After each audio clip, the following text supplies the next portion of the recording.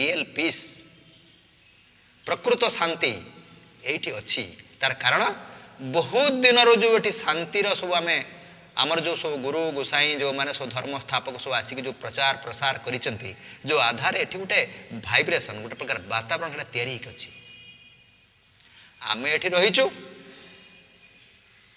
गाँ कनिया सिगाणी नाके कही आम कहूँ आम कथा भल नुहे कथा भल कथा ग्रहण कर भी आम कैपेसिटी ना योग्यता ना ठीक भाव कबाट झरका आम खोला रखा समस्त कथा शुणा कौटी क्या कान बंद करवानी कि आखि बंद करवानी जे आमको किए न देखू कि आम क्या न देखू से कथा नुह समस्त शास्त्र जान समस्त विद्वान जान समस्त संस्कृति जान समस्त कथा को आम भर इनकर्पोरेट कर किंतु कनसाइंस विवेक युक्त भाव मु कौटा ग्रहण करी कहीं ग्रहण करी यही जिनस रहा विकास हो पारानी व्यक्तित्वर आम जापारू आम कौन करवा तेणु जेहेतु आम जापारू ना आम व्यक्तित्व विकास होना आम पवित्रतार परिवेश सृष्टि कर पारुना आम बाप माँ जहाँ शिखैक आसते आमर जेजे बापा जेजेमा जहाँ आमको कहीकि आसते आम ताको भूली गलु पिला माने आजिकाली दिन 8टा बेलू उठुं सूर्य किरण पर शास्त्रीय परंपरा कहूँ अमृत बेला को स्नान जो करुच्ची से प्रकृत स्नान अमृत स्नान सूर्योदय पर जो स्नान ताको रक्त स्नान कहु किंतु आमे केबे बुझुचे रोग बेमार आमको आसबनी कौन दुनिया को आसो तेणु वास्तव में जो आमर जो चिंतन जो धारा आमको जो दिया जाइथिला आमर जो संस्कृति थिला से संस्कृतिटा को आमे पाश्चात्य सभ्यता संस्कृति रे जाई आमर हिंदू धर्मर परंपरा को नष्ट कर दउछ तेणु ये परंपरा को नष्ट न करिबा पाई आम संस्कृति उपर आधारित हवा दरकार कौन कौन आम पाखे अच्छी आम कथा को नहीं कि अन्य माने वर्तमान रिसर्च करुछंती रोग होउची मलेरिया रोग रे आमे विभिन्न प्रकार बर्तमान मलेरिया औषध बाहर करूँ जेनेरेशन बाय जेनेरेशन मलेरिया रोग भल हो नाही धीरे धीरे मध्य बेसी होउची आजिकल कह जाउची जे सिंपली ये जो आपन साधारण भाव में जो गंगशिउली पत्र सिंगारहार पत्र जो आप कहते से पत्र रस खाओ ठीक है क्या ताकू मशा खाई मशा ताकू रेजिस्ट करनी आमे घर भितर घर बाड़ी सब जिनस रही घी कुआरी जो सब जिनस रही ताकू आनी खाइले आमर अनेक रोग भल हो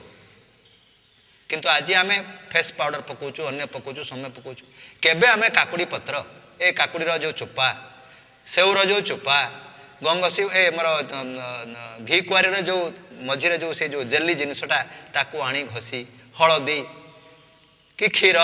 ये सब जिनस आणिक आम के निजर परिष्कार परिच्छन्न चर्म को ठीक करुचे कि हलदी को आज किए पेटेंट कर नहीं जाउछंती आम चाउल को किए पेटेंट कर नौची आजिकल तो गोमूत्र उपर एत कथा बाहर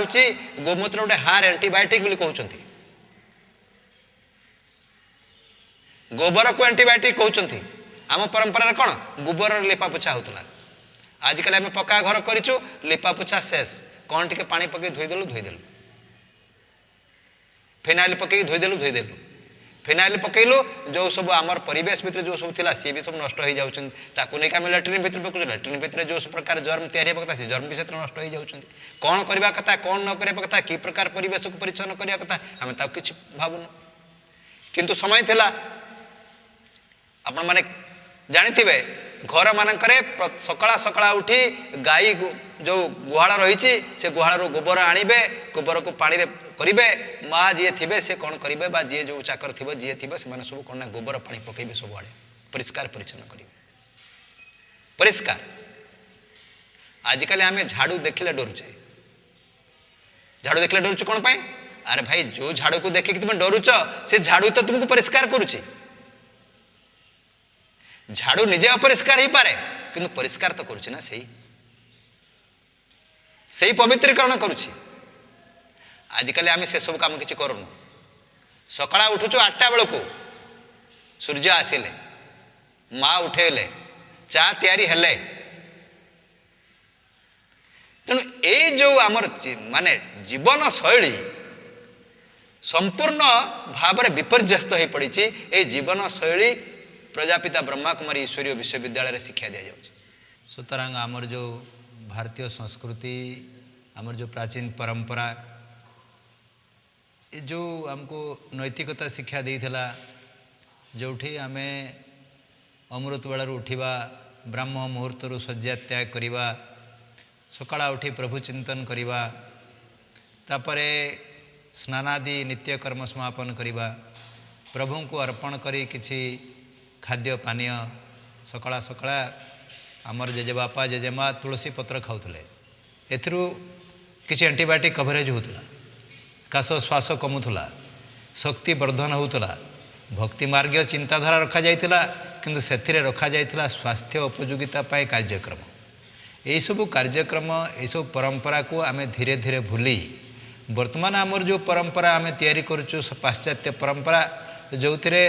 आमे सकाळा उठला मात्रे चा पीउछु पेट खाली थिबो से समय चा पीबू ता देह उपरे जो ब्रेक आमे करूछु जो फास्टिंग जो ब्रेक करूछु आमे ता देह उपरे मन उपरे पेट उपरे इंटेस्टाइन सिस्टम उपरे डाइजेस्टिव सिस्टम उपरे तार सब कुप्रभाव रही एवं खाली सेतिक नुहे पुणी छणाछणी जिनिस भी आम सकाळ सकाळ ग्रहण करूछु दिन सारा तो ग्रहण करूछु जो आधार आस्ते आस्ते आम मोटापन भी बढ़ुची आम धीरे धीरे ओबेस हो जाऊँ मोटा हो जाऊँ आमर पेट वृद्धि होउछि आपण देखिबे जणे जणे व्यक्ति अछंती जो मनकर पेट जेमिति नाशपाती न थाए नाशपाती परिका एमती पूरा उच्चा होकर उठिकी थी पूरा ओहली पड़ी से पेट ये सब द्वारा मध्य हार्ट डिजीज हम आपंकर अधिक परिमाण में चर्बी जमी जा जो फैट डाएट नवा आम प्रकृत में तंतु जातीय खाद्य ग्रहण करने कथा सीझा परिबा खाइबा कथा जहाँ आमर खाद्य पानीय व्यवहार आज आप देखो हाथी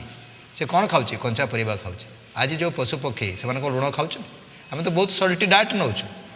आम बहुत लुण खाऊँ बहुत तेल खाऊँ बहुत छणाछणी खाऊँ जो आधार रे आमर जो खाद्य पानीय जो थिला परंपरा से परंपरा को भूलुचु जेहेतु आम मल्टीनेशनल कंपनी आसला सी आमको से जो फास्ट फूड तैयारी करके दौची बा आमर जो पाश्चात्य परंपरा जो खाद्य पानीय जमाने कि भारतीय परंपरा विषय जानी ना हिंदू संस्कृति विषय जानी ना सनातन संस्कृति विषय जानी ना से मैंने जहाँ कहते आम मानि जाऊँ आम खाऊँ आम अनुकरण तो करूनु हनुकरण करुचु वास्तविक रीति में यही सब जिनसर जेपर्यंत आम भितर परिहार होनी सचेतनता आसीनी से पर्यंत केबे भी आम बेमार मुक्त हो पारिबा नाही। आज त्यागरु केते कथा होची आज गौतम बुद्ध त्याग कले गौतम सिद्धार्थ गौतम हेगले बुद्ध केते त्याग कले आज राजप्रसाद रे रहउतले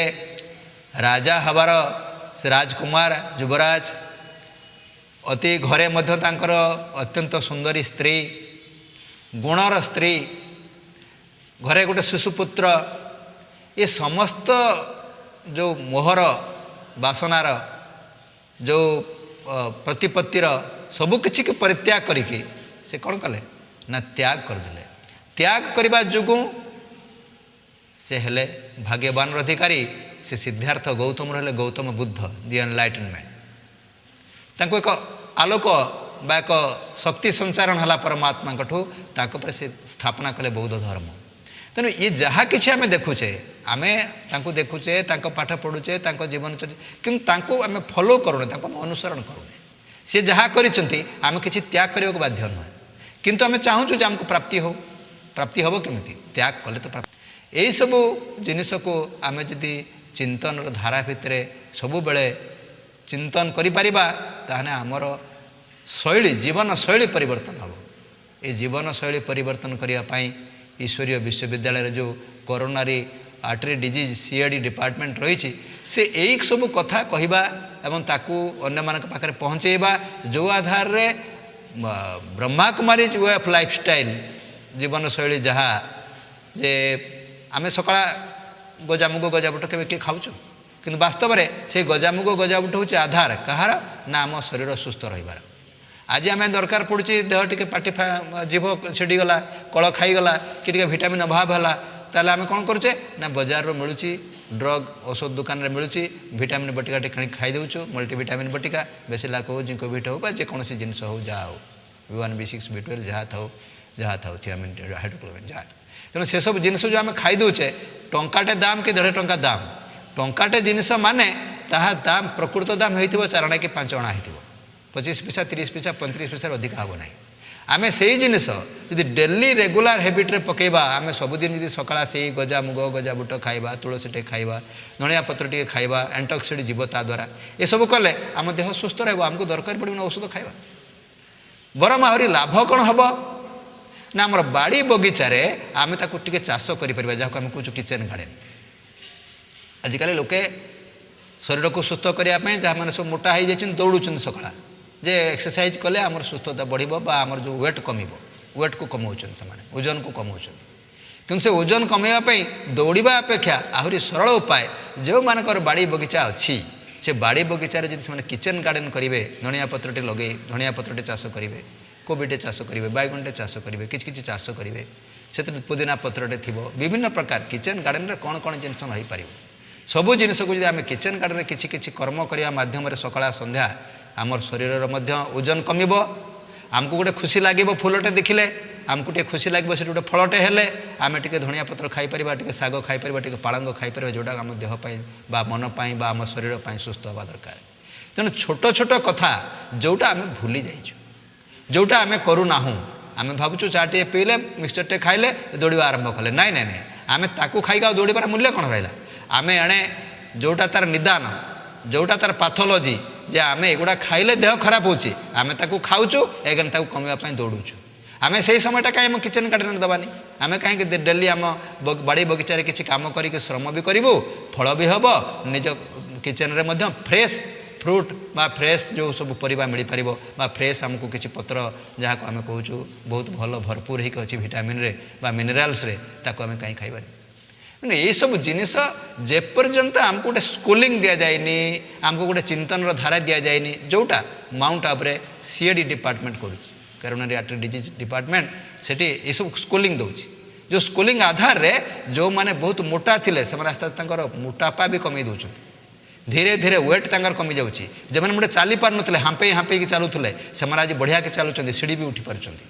ଏସବୁ କଥା ରିସର୍ଚ୍ଚ କରିକି ଦେଖାଯାଉଛି ଯେ ସବୁ ହାର୍ଟ ବ୍ଲକ୍ ମଧ୍ୟ କ୍ଲିଅର୍ ହେଇଯାଉଛି, ପୁରା କ୍ଲିଅର୍, କମ୍ପ୍ଲିଟଲି କ୍ଲିଅର୍ ହେଇଯାଉଛି। ତେଣୁ ଏଇସବୁ ଜିନିଷକୁ ଆଖି ଆଗରେ ରଖି ଆମ ଜୀବନକୁ ଆମେ ଗଢ଼ିବା ଦରକାର, ଆତ୍ମବିଶ୍ୱାସ ଆସିବା ଦରକାର। ଏ ଆତ୍ମପ୍ରତ୍ୟୟ ବା ଆତ୍ମବିଶ୍ୱାସ, ଏହା ଉପରେ ଦାର୍ଶନିକ ଗୁରୁ ରାଷ୍ଟ୍ରପତି ସର୍ବପଲ୍ଲୀ ରାଧାକୃଷ୍ଣନ କହୁଥିଲେ, ଆତ୍ମହତ୍ୟା ବା ଜୀବହତ୍ୟାର ତ ବହୁତ କିଛି ଉପାୟ ଅଛି, ଆମେ ଭିନ୍ନ ଭିନ୍ନ ଉପାୟରେ ନିଜକୁ ହତ୍ୟା କରିପାରିବା, କିନ୍ତୁ ଆମେ କେବେ ଚିନ୍ତନ କରିନାହୁଁ ଯେ ଜୀବହତ୍ୟା କରୁଛୁ, ଯେଉଁ ଜୀବହତ୍ୟା କଲାପରେ ଆମେ ଯେଉଁ ସଂକଳ୍ପ ବା ଯେଉଁ ଆଶା ବା ଯେଉଁ ପ୍ରତ୍ୟାଶା ବା ଯେଉଁ ମନରେ ଈର୍ଷା ବା ଆମେ ଜିନିଷକୁ କଣ୍ଟ୍ରୋଲ କରି ନପାରି ଯେଉଁ ପ୍ରକାର ଆମେ ହତ୍ୟା କରୁଛୁ, ଇଏ ତ ଶରୀରକୁ ଘାତ କରିବା, ଜୀବନକୁ ତ କେହି ଘାତ କରିପାରିବନି, ଜୀବନ ତ ଅହରହ ଚାଲି ରହିବ।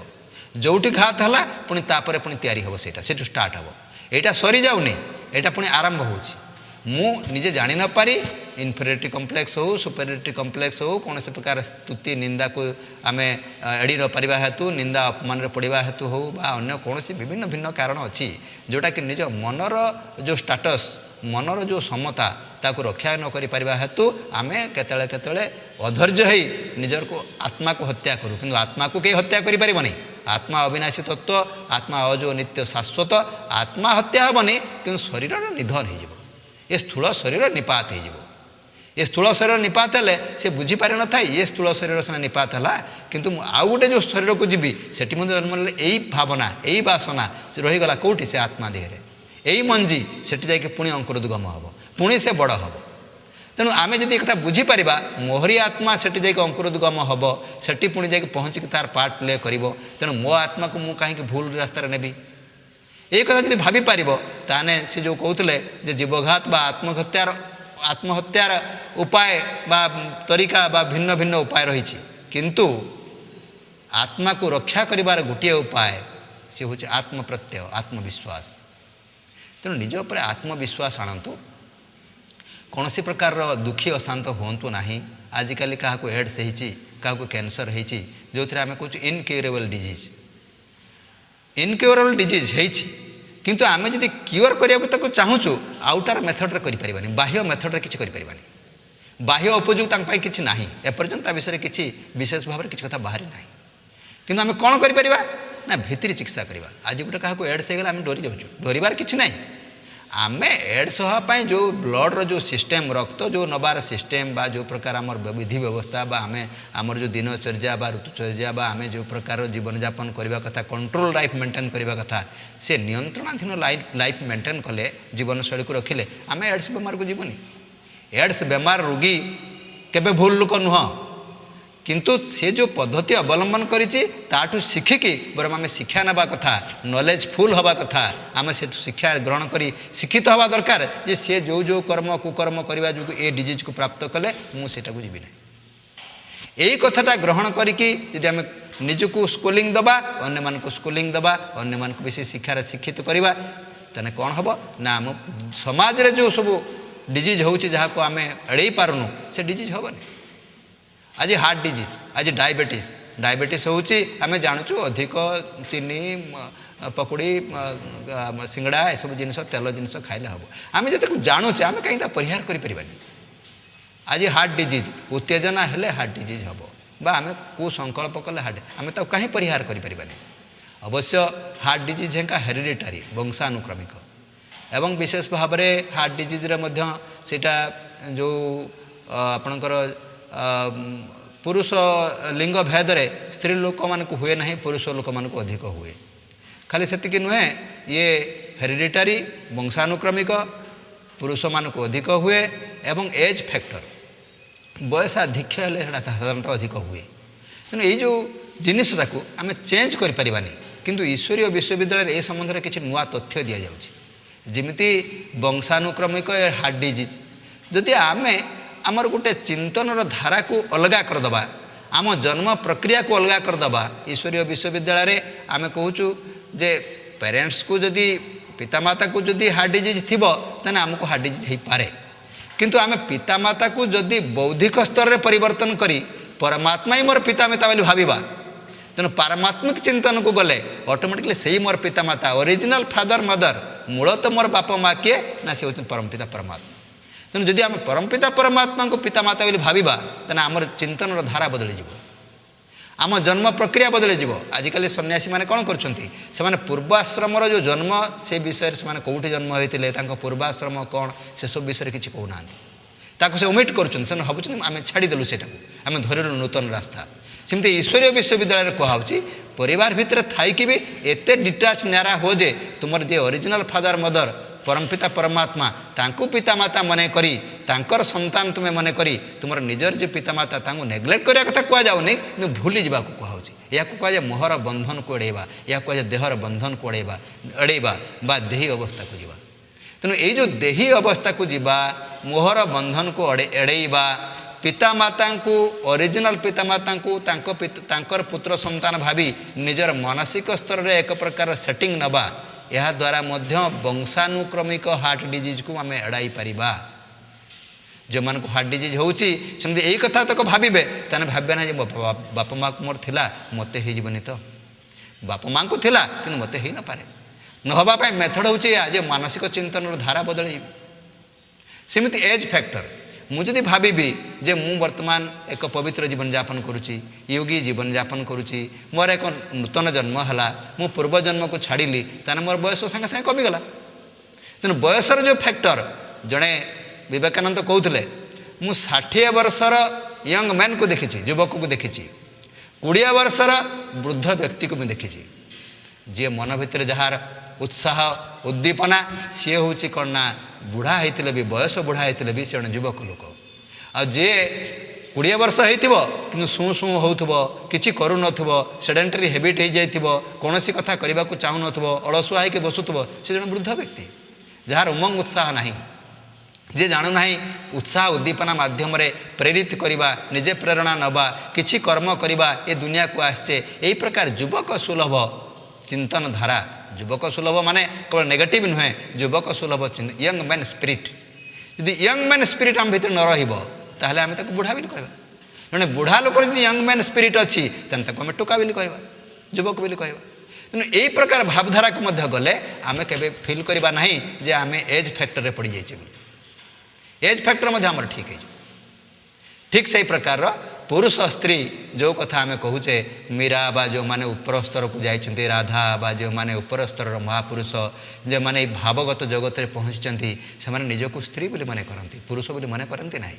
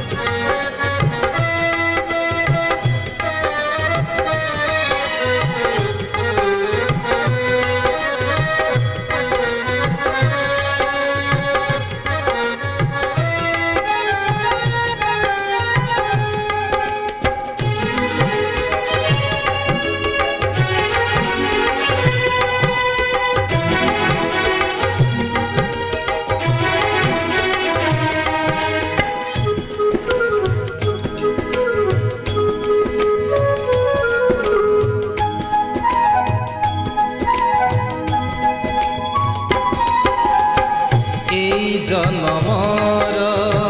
पुण्य बल थिले आगकु किछि सञ्चिबु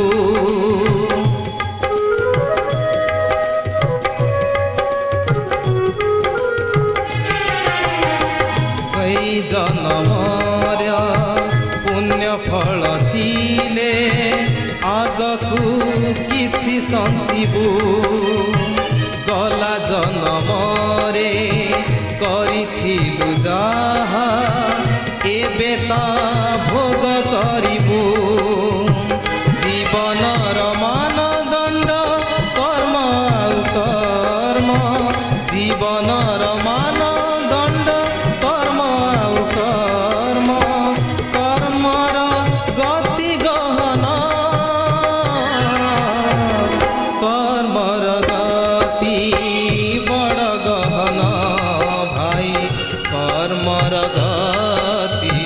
बड़ गहना कर्मर गति बड़ गहना भाई कर्मर गति बड़ गहना कर्म आधार रे होइबु महान कर्म आधार रे होइबु महान अबा तू हेबु हिनि मान कर्मर गति बड़ गहना भाई कर्मर गति बड़ गहना कर्मर गति बड़ गहना भाई कर्मर गति बड़ गहना।